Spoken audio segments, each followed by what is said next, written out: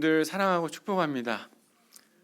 우리 옆에 있는 분들 보면서 이렇게 인사하면 좋겠어요. 하나님은 당신을 사랑합니다 라고 우리 함께 인사하도록 할까요?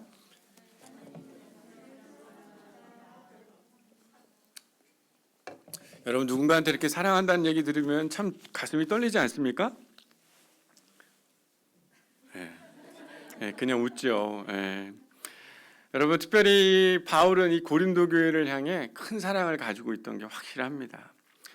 특별히 고린도 교회는 이 많은 초대교회 중에 문제가 많은 교회 중에 가장 1등의 교회라고 할 수 있어요. 이방인들이 모여있던 그런 교회였고, 그 많은 사람들이 무역을 하는 그런 거점이었기 때문에 부유한 사람들이 상당히 많았습니다.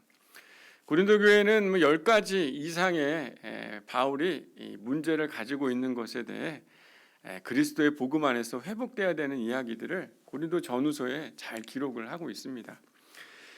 여러분, 특별히 이 고린도 교회는 돈이 많고 또 그런 풍성한 은혜들도 많았고 은사들도 많이 받았다 보니까 각자 자기가 은혜 받고 많은 것을 가지고 있음으로 인해서 일어나는 문제들이 상당히 많았어요. 결국에 은혜는 많이 받았지만 진짜 은혜가 무엇인지 잘 이해하지 못하고 있었던 교회가 바로 고린도 교회였습니다. 그래서 바울이 특별히 이 교회를 향해서 권면하고 가르치고 변화돼야 되는 그 이야기들을 상당히 많이 했습니다. 오늘 이 본문의 이야기가 바로 그 권면 중에 하나의 이야기입니다. 그래서 이 6장 1절에 보니까 뭐라고 얘기하냐면, 우리가 하나님과 함께 일하는 자로서 너희를 뭐하노니? 권하노니 라고 이렇게 이야기하고 있습니다. 이것은 간청하다라는 그런 뜻이기도 한데, 정말 너희가 잘 하나님의 그 뜻을 분별하면 좋겠다, 간절한 마음으로 지금 바울이 이 고린도 교회를 향해 이야기를 하고 있는 거예요. 그 변화되길 원하는 그 간절함이 뭐냐면, 내가 너희를 권하노니 하나님의 은혜를 뭐하이 받지 말라? 헛되이 받지 말라 얘기를 하고 있습니다. 이미 많은 은혜를 받았지만 고린도 교회가 그 은혜를 잘 이해하지 못하고, 받기는 받았지만 그 은혜의 그 중요성을 놓치며 헛되이 받고 있는 그들의 모습을 향해 바울이 너희가 이걸 헛되이 받으면 안 된다라고 이야기를 하고 있는 것이에요. 여러분, 하나님이 주신 은혜는 우리의 삶에 가장 어떤 것과도 바꿀 수 없는 귀한 선물인 줄 믿습니다. 여러분, 만약에 여러분 사막을 가는데 어느 누군가가 이 사막에서 가장 중요한 게 물 아니겠어요, 그죠? 근데 물 한 병을 여러분한테 줬습니다. 근데 여러분이 그걸 잘 관리하지 않고 그냥 뚜껑을 잘 덮어두지 않고 모래들이 막 그 물 안에 들어가기 시작하고 벌레들도 물 안에 있기 시작하면 여러분 그 물 마실 수 있어요, 없어요? 없죠. 결국엔 어떻게 되는 거예요? 버릴 수밖에 없는 것 아니겠어요? 근데 만약에 여러분이라도 잘 마시지 않고 필요하지 않기 때문에 그 물을 어떻게 해요? 뚜껑을 닫아둬서 혹시 지나가다가 필요한 사람이 있으면 자신도 받은 거니까 그 물을 나눠줄 수 있다면 여러분 그 물이 가치가 있는 거예요, 없는 거예요? 너무 있는 거죠. 생명을 살릴 만한 물 아니겠습니까? 근데 고린도 교회는 값없이 받은 것이라, 그게 자기에게는 이미 넉넉하고 여유롭기 때문에 그 은혜가 별로 소중히 여기지 않아서 자신도 그 은혜를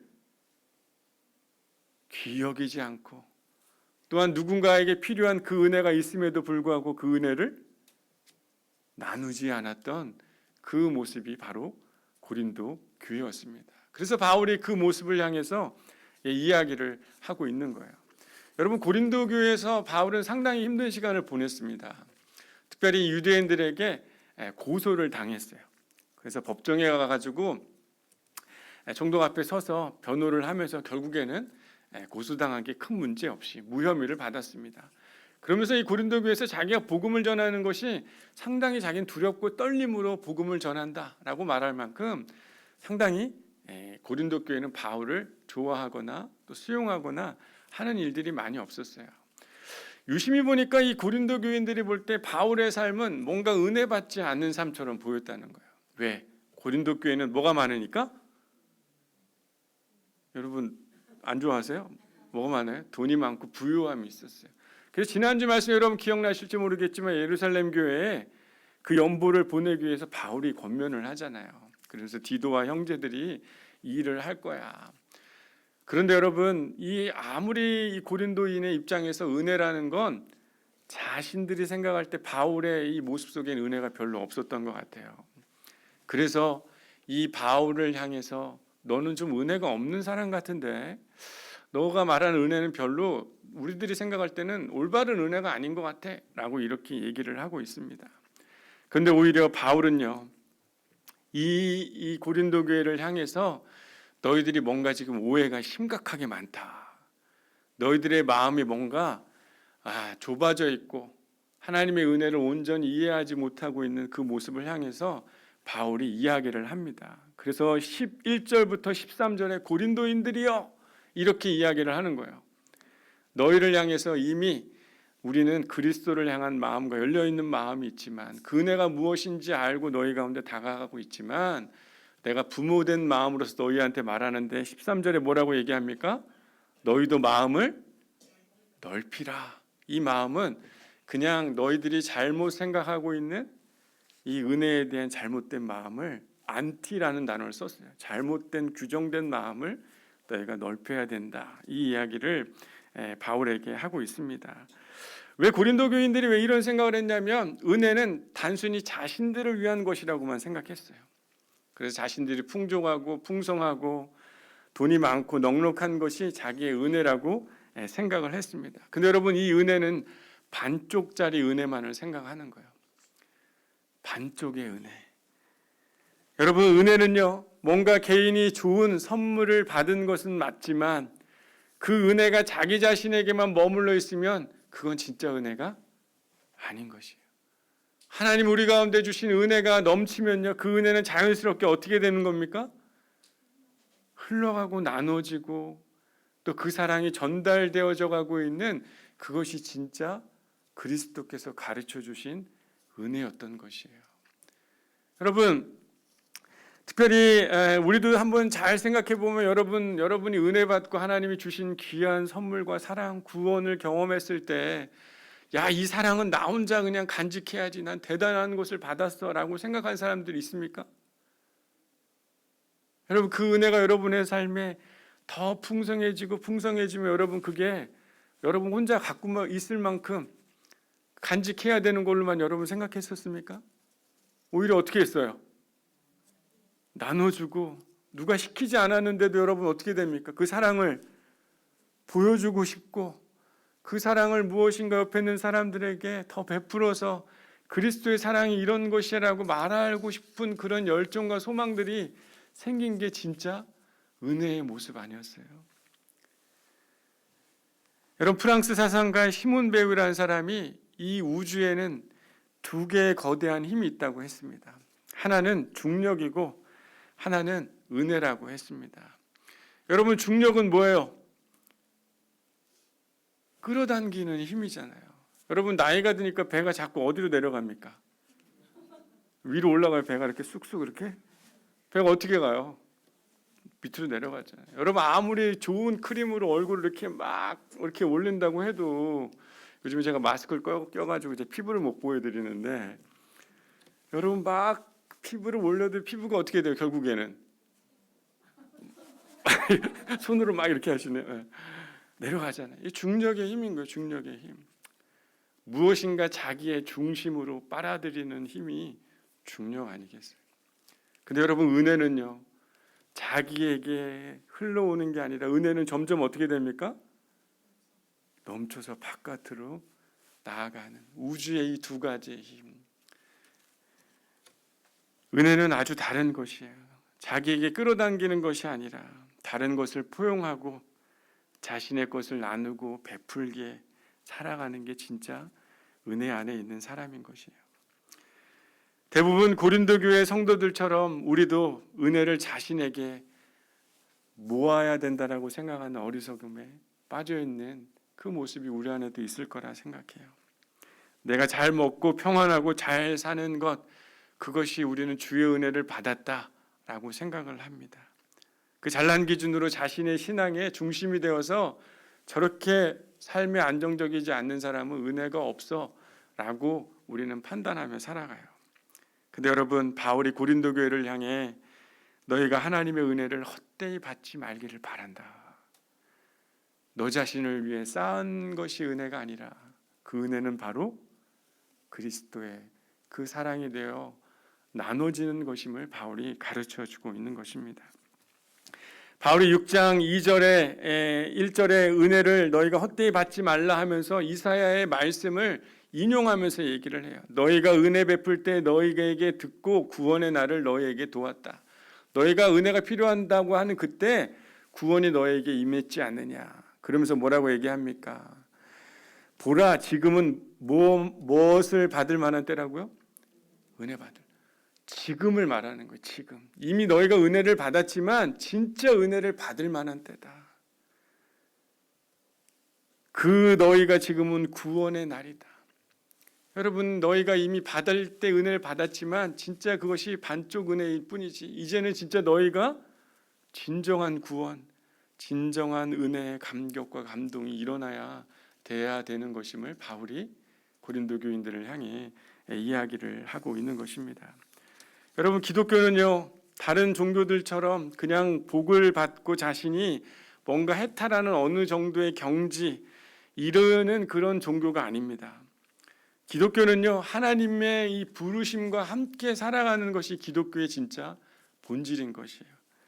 하나님의 나라와 하나님의 공동체를 이루며 살아가는 하나님의 뜻 안에서 그분이 무엇을 말씀하는지 듣고 살아가는 게 진짜 기독교의 본질인 것이에요.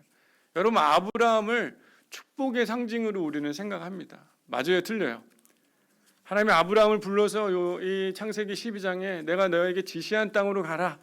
그리하면 내 후손과 민족이 땅을 얻게 될 것이고 축복을 받게 될 것이다 라고 하나님이 그에게 약속을 했습니다. 근데 참 재미난 건요, 아브라함이 여러분 그 약속의 땅, 엄청난 이 가나안 땅을 받았습니까? 소유했어요?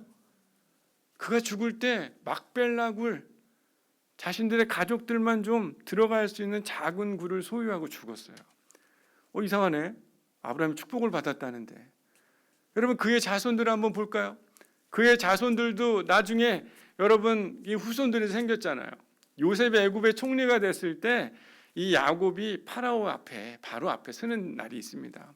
그러면서 당신이 몇 살입니까? 그때 내가 130살인데 지금 나는 나그네와 같은 사람이고 내 선조들의 나그네의 삶을 되돌아보면 나는 아무것도 아닌 사람이었다. 그들의 이 이삭, 야곱 그들의 삶은 나그네와 같은 삶이었고 실제 여러분 그 후손들이 가나안 땅에서 정착하고 살았는가? 그게 아니라 오히려 요셉이 모르는 왕이 일어나서 그들이 애굽의 종이 돼서 종살이를 400년 이상 하면서 고통과 어려움 가운데 살았던 그 모습을 생각해 보면 어떻게 보면 우리는 뭔가 축복을 받고 살아가는 것 같지만 왜 아브라함을 믿음의 사람이라고 이야기하냐면 하나님의 뜻과 하나님이 원하는 삶이 무엇인지 그가 들으며 물으며 그분이 원하는 그 중요한 가치를 따라 나그네와 같이 살았기 때문에 그게 진짜 축복의 사람이었다는 것을 성경은 말하고 있는 것입니다. 기독교는 복을 주는 종교가 아니에요. 하나님과 함께 하나님의 뜻, 하나님의 음성으로 삶을 채우며 그 부르심에 함께 그분과 살아가는 그 삶을 위해 살아가는 종교가 바로 여러분 기독교인 줄 믿으시기를 소망합니다. 내가 잘못 종교를 선택했네. 여러분은 그렇게 생각할 수 있어요. 야, 이제 복 받기는 글렀구나. 뭐 좀 생기기 좀 글렀구나. 여러분 염려하지 않길 바랍니다. 하나님이 여러분을 향해 영원한 하나님의 나라와 우리의 모든 기업과 소유이신 그 하나님이 여러분의 유업이 되어 주신다고 말씀하고 있는 것이에요. 하나님만 여러분 붙잡게 된 것으로만으로도 여러분 복을 얻은 사람인 줄 믿으시기를 바랍니다. 여러분 어느 순간 우리는요 나만을 위한 은혜 가운데 있기를 소망해요. 근데 여러분 생각해 보면 내가 은혜 받았다고 생각해서 만족하고 있는 사람이 있으면 손 한번 들어보세요. 요즘에 내 삶이 진짜 만족스럽다.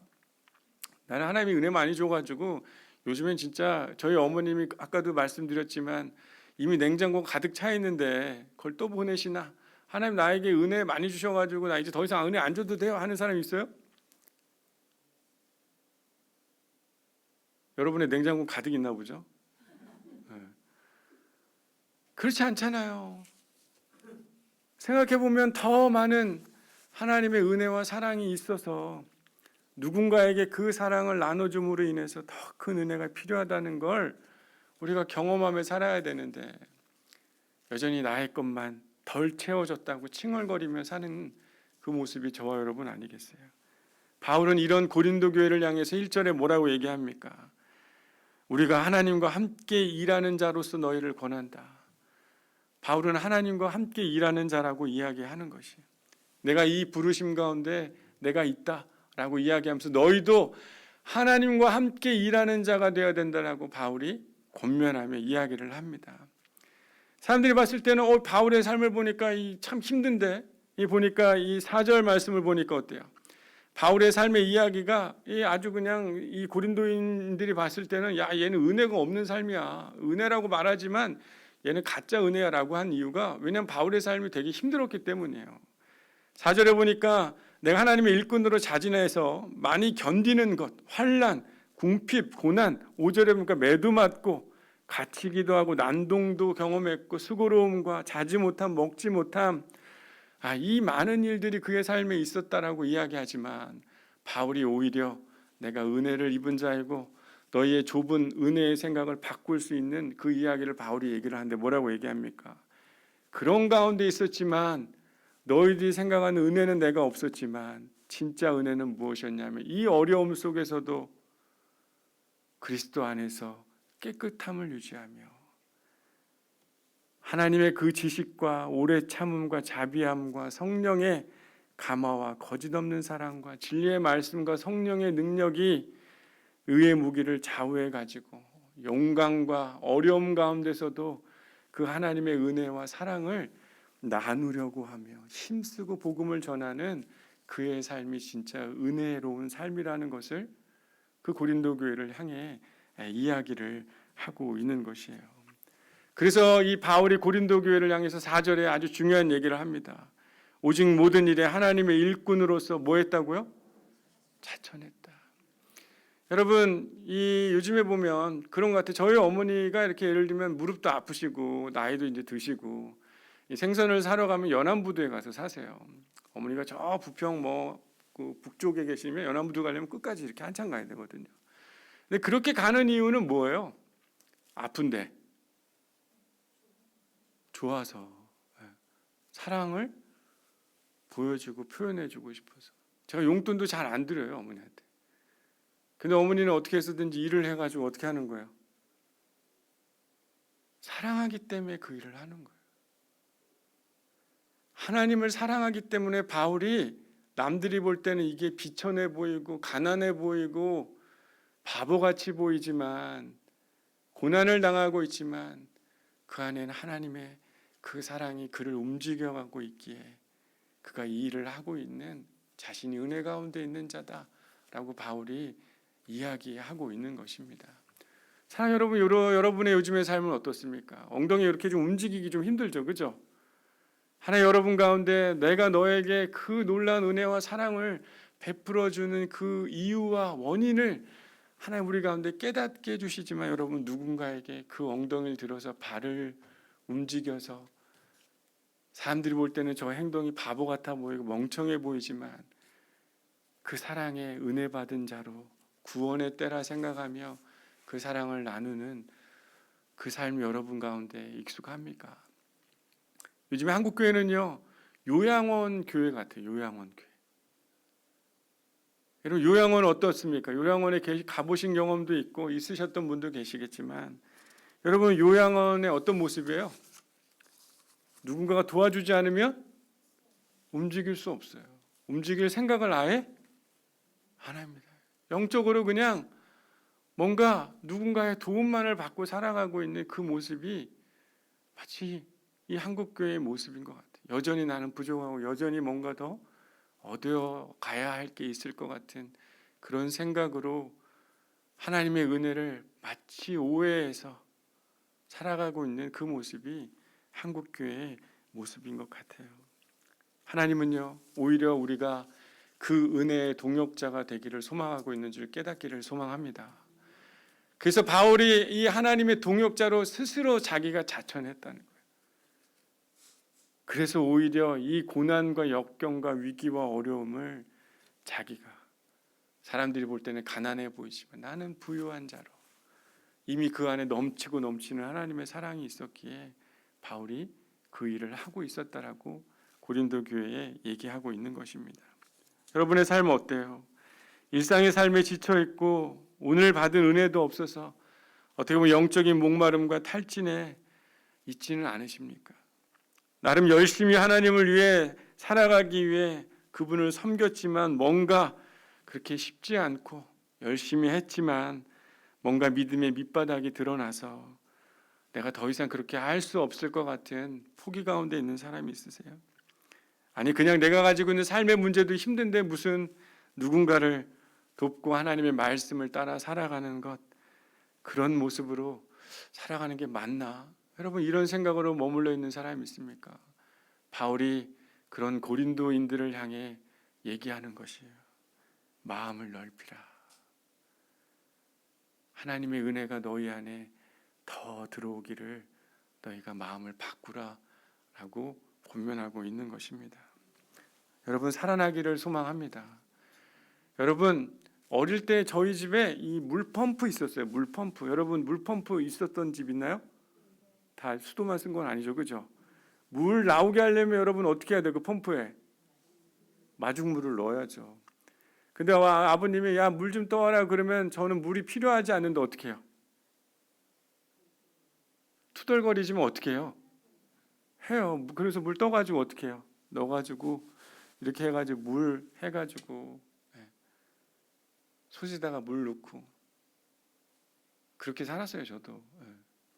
근데 여러분 생각해 보면 내가 원치 않지만 그렇게 함으로 인해서 밥을 누가 먹은 거예요? 내가 먹은 거예요. 여러분 언제까지나 내가 언제 변화돼야 되는데 바뀌어야 되는데, 여러분 아무리 생각해도 뭐 그렇게 하고 교회 오지만 바뀌지 않는 이유는 뭐냐면요, 움직이지 않기 때문에 그런 것이죠. 그 자리에 내가 스스로 가난해지고 사람들이 볼 때 바보 같아 보이는 그 자리에 내가 나아가지 않기 때문에 여전히 나의 은혜에만 관심을 갖고 살아가고 있는 것입니다. 사랑하는 여러분, 삶의 변화가 일어나기를 소망하면요, 여러분 움직이기 바랍니다. 마음을 넓혀 하나님의 은혜가 여러분의 삶의 자리에 찾아오도록 성령의 가르침과 성령의 말씀이 여러분을 움직여가는 것에 한 걸음 한 걸음 순종할 때 여러분 그때 하나님은 여러분의 더 큰 은혜를 부어주시리라고 저는 믿습니다. 여러분 오늘 이 특별히 말씀에 이 6절 말씀을 보면 내가 이렇게 어려운 가운데서도 바울이 선택한 게 있어요. 여러 가지들이 있는데 하나만 얘기하려고 합니다. 깨끗함. 여기 첫 번째 등장하는 게 뭐예요? 깨끗함에 대해서 얘기해요. 이거 깨끗함이라는 건 뭔가 이런 순전하고 우리가 생각하는 그런 뭐 이런 순결함 이런 게 아니에요. 두 가지의 마음 중에 하나로의 집중이 있다는 그런 뜻입니다. 여러 가지 이렇게 해도 되나 말아도 되나 이런 게 아니라 하나님이 나에게 말씀하신 것에 정확한 그 기준을 둬서 흔들리지 않고 그 깨끗한 구별된 마음을 갖고 하나님을 아는 지식을 쌓아가기 시작하며 사람들에게 더 겸손히 섬기며 자비함과 오래함을 참음으로 자신의 모습을 드러내며 성령의 움직임과 거짓이 없는 사랑을 깨달아가며 진리의 말씀과 하나님의 능력이 자신의 삶의 좌우의 힘이 돼서 자신을 이끌어가는, 여러분 이 시작은 한 가지의 마음을 갖기 시작할 때 하나님의 말씀에 순종해서 그 마음을 내가 붙잡을 때 여러분 지식이 더 늘어나게 될 줄 믿습니다. 여기서 시작하는 것이에요. 사랑하는 여러분, 특별히 우리의 삶에 다시금 하나님의 은혜가 찾아오는 은혜가 있게 되기를 바랍니다. 그래서 지금보다 더 큰 하나님의 그 부르심 가운데 우리가 살아가는 저와 여러분이 되어야 될 줄 믿습니다. 여러분 더 이상 이제 이 한국교회는 이제 코로나에서 이제는 벗어나는 시기들이 오고 있잖아요. 11월 되면 여러분 이제 지침이 많이 바뀌고 변화되는 것 같습니다. 이제 여러분 무력해질 필요가 없어요. 여전히 조심하고 경계는 해야 되지만 여러분 우리의 신앙도 다시 회복돼야 될 줄 믿습니다. 다시 믿음의 자리로 여러분 깨끗함 한 마음을 모아서 내가 가지고 이미 넉넉히 있는 것들을 여러분 누군가에게 나누며 은혜를 베풀며 흘러보내기 시작할 때 하나님 여러분에게 이제 더 큰 구원의 그 감동과 감격이 더 깊어져서 하나님 여러분의 삶에 주시고자 하는 놀라운 은혜와 이 결실이 하나님의 뜻과 음성을 들으며 살아가는 그 나그네로서의 참된 기쁨의 삶을 누리게 되는 저와 여러분이 되리라 믿습니다. 사랑하는 여러분, 양문교회가 그런 교회가 되기를 소망합니다. 땅이 생기고 돈이 생기는 그런 기도를 하는 교회가 아니라 그리스도의 반쪽 은혜에 빠져 있는 교회가 아니라 하나님의 그 섭리와 이 세상을 움직여가는 참된 그리스도인의 그리스도 안에 있는 그런 교회, 그런 공동체, 그런 은혜가 있는 자리가 되길 바랍니다. 사랑하는 양문교회 여러분, 제가 여러분에게 자녀에게 말하듯 말합니다. 마음을 넓히시기를 바랍니다. 신앙적으로 정체되어 있다면 다시 여러분의 물펌프에 물을 넣기를 바라요. 그리고 열심히 펌프질을 하기를 바랍니다.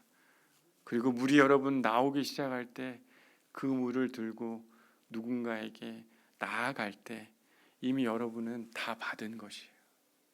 모든 게 더해지는 그런 놀라운 삶의 결실들이 하나님이 함께 하심으로 얻게 되는 지혜들이 우리 안에 일어나게 될 줄 믿습니다. 여러분, 누군가에게 구원을 전하고 자신을 넘어 하나님의 구원이 필요한 사람들을 향해 나아가는 새로운 믿음의 결단이 있는 저와 여러분 그리고 이 양문교회가 되기를 소망합니다. 우리 기도하겠습니다. 하나님, 어느 순간 우리는 하나님의 은혜 가운데 있다고 이야기하지만 여전히 내 안에 부족하고 채워야 되는